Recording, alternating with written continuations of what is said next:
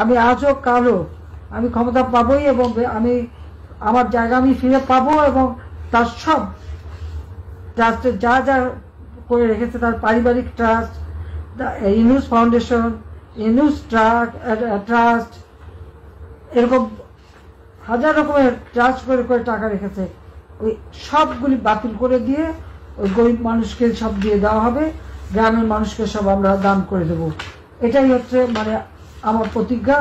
আর আমি যেটা বলি, আমি সেটা আল্লাহ রাব্বুল আলামিন আমাকে সাহায্য করেন এবং সেটা আমি করতে পারি, এটা আমার নিজের সেই আত্মবিশ্বাস আছে, এবং সেটা আমরা করবো ইনশাল্লাহ।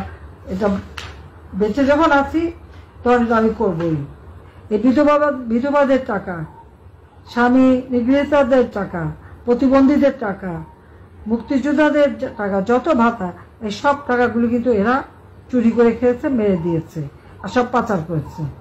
প্রত্যেকটা ছাত্রছাত্রীর জন্য বিনামূল্যে আমরা বই জানুয়ারি মাসের 1 তারিখে দিয়েছি, ওই এখন পর্যন্ত কিন্তু সব বই হাতে দিতে পারে নাই।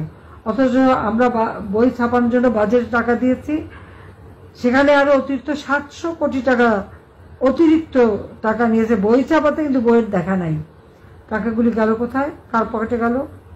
তার বিরুদ্ধে তো দুর্নীতি দমন কমিশনের মামলা ছিল, সেই মামলা সে কন্টেস্ট করলো না, কারণ সে যে এতই সৎ থাকবে তত কন্টেস্ট করা উচিত ছিল। আর এখন তার সাথে তাদের যে সমন্বয়ক কয়টা আছে, তারা কত টাকা মালিক, এর পাই পাই হিসাব আমরা নেব। আর